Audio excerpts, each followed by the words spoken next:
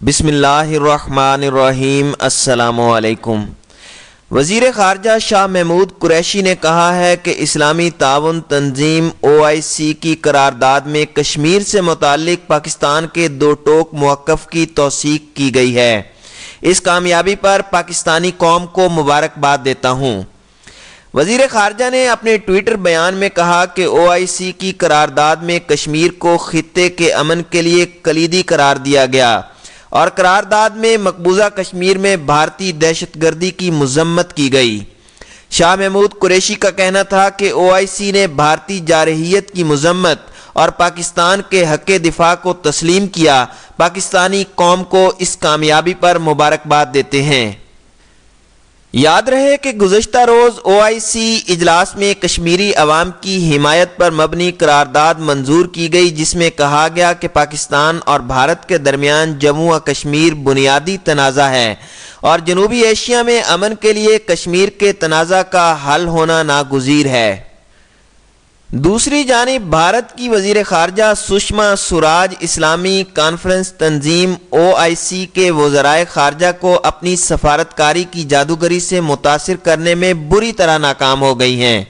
تنظیم کے اجلاس سے سشما سوراج کے خطاب کے محض ایک روز بعد قرارداد منظور کی گئی، جس میں کشمیریوں پر بھارت کے مظالم اور بھارتی دہشت گردی کی مذمت کی گئی ہے۔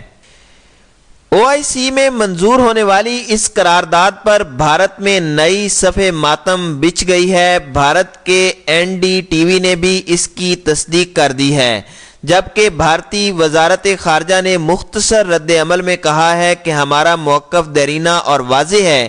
ہم ایک بار پھر اعادہ کرتے ہیں کہ کشمیر بھارت کا اٹوٹ انگ ہے۔ سشما سوراج نے OIC کے 46 وزراء اجلاس کے پہلے روز متحدہ عرب امارات کی درخواست پر بطور مہمان خصوصی شرکت کی، جس پر پاکستانی وزیر خارجہ نے کانفرنس کا بائیکاٹ کیا تھا۔ سشما نے اپنے خطاب میں دہشت گردی کا معاملہ اٹھایا تھا اور کہا تھا کہ دہشت گردی کی سرپرستی کرنے والے ممالک کو روکا جائے۔ ذرائع نے بتایا ہے کہ پاکستانی وزیر خارجہ تو کانفرنس کا واضح طور پر بائیکاٹ کر چکے تھے، تاہم پاکستانی سفارتکاروں کا ایک وفد وہاں موجود تھا۔ یہ وفد سشما کے خطاب تک ہال میں نہیں گیا، تاہم جیسے ہی بھارتی وزیر خارجہ وہاں سے روانہ ہوئی، پاکستانی وفد کانفرنس میں شریک ہو گیا۔ سشما نے اسلامی ممالک کے وزرائے خارجہ کو متاثر کرنے کی سرتوڑ کوششیں بھی کی تھیں اور کافی غیر رسمی انداز بھی اپنایا۔ اس حوالہ سے ان کی کچھ تصاویر بھی سامنے آئی ہیں، لہذا خیال تھا کہ 2 روزہ کانفرنس کے اختتام پر ہفتے کو حتمی اعلامیہ میں بھارتی موقف کو جگہ ملے گی، یا پھر کم از کم پاکستانی موقف کہیں نہیں ہوگا۔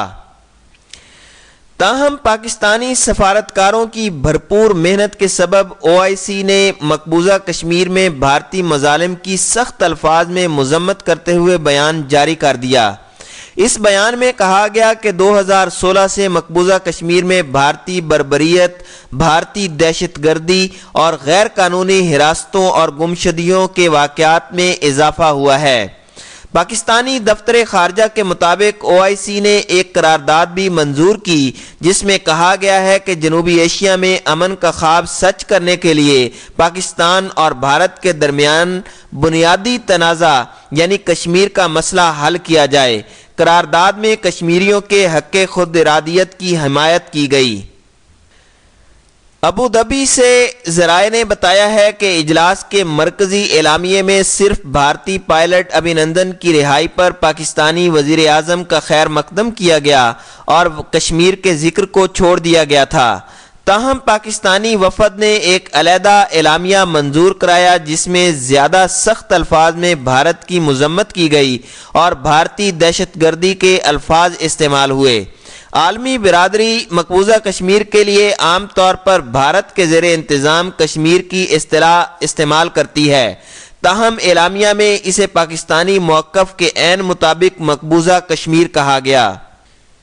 کانفرنس کے اعلامیے میں بھارت غیر معمولی دلچسپی لے رہا تھا، لیکن علیحدہ اعلامیہ اور پاکستان کی پیش کردہ 3 قراردادیں منظور ہونے سے بھارتی ارمانوں پر اوس پڑ گئی۔ بھارتی صحافی سہاسنی حیدر کا کہنا ہے کہ چونکہ وزیر خارجہ نے کانفرنس میں شرکت کی تھی اس لیے اعلامیہ کے جواب میں بھارت کا رد عمل کچھ ٹھنڈا تھا، حالانکہ گزشتہ برس ڈھاکہ میں ہونے والی کانفرنس کے اعلامیے کے جواب میں بھارت نے سخت رد عمل ظاہر کیا تھا۔ دوسری جانب سوشل میڈیا پر بھارتی شہری غصے میں ہیں کیونکہ ایک دن پہلے تک OIC کانفرنس میں سشما سوراج کو بطور مہمان خصوصی مدعو کرنے پر بھارتی میڈیا اسے بھارتی سفارتکاری کا کارنامہ قرار دے رہا تھا۔ لوگوں کا کہنا ہے کہ گزشتہ کئی اشروں سے OIC سے دور رہنا ہی بھارت کے لیے بہتر ہوگا۔